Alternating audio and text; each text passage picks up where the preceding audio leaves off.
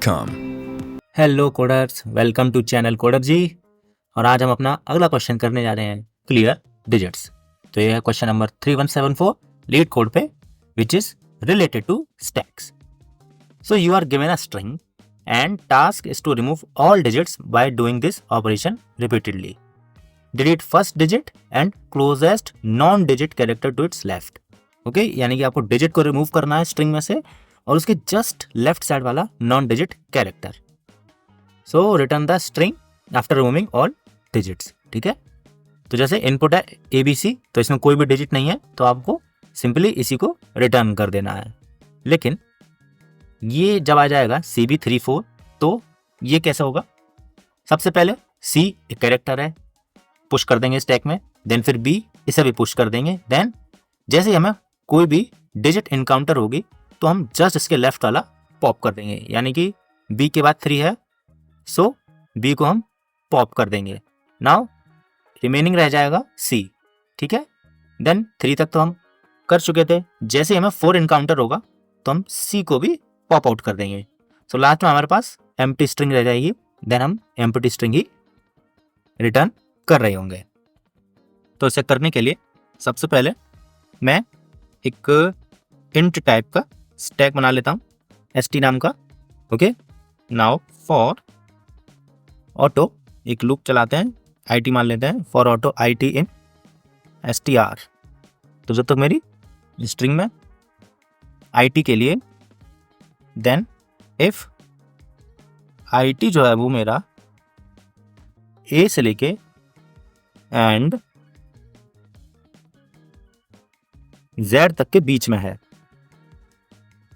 ठीक है, तो क्या करो, मेरा जो स्टैक है उसमें पुश कर दो मेरे कैरेक्टर को।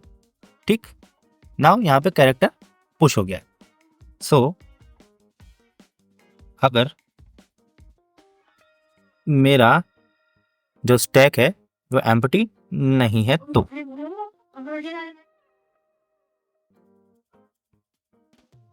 इसमें से मुझे पॉप करना पड़ेगा।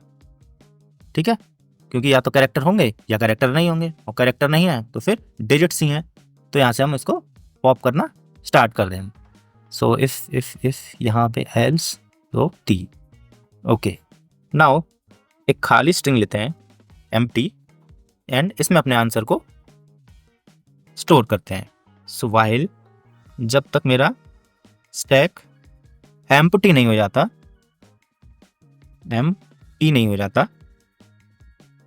तो हमें क्या करना पड़ेगा, यहाँ पे str में पुश बैक कर देंगे हम अपने स्टैक के टॉप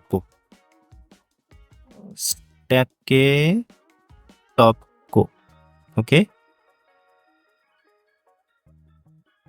तो यहाँ पे हमने अपने इसको पॉप कर दिया है। ठीक है, मतलब पुश कर दिया है। नाउ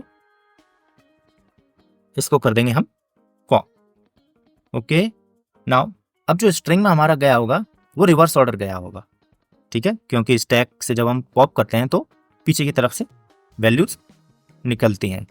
तो यहाँ पे हमें एक ऑपरेशन और लगाना है, रिवर्स कर देना है अपनी begin str end str। Okay,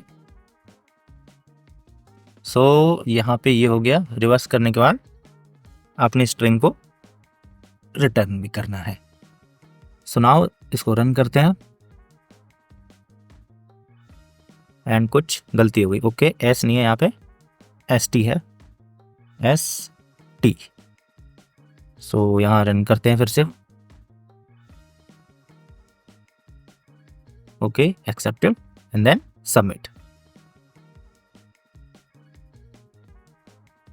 तो ये क्वेश्चन भी हमने अच्छे से कर लिया है। सो इस लेक्चर में बस इतना ही। Till then happy coding.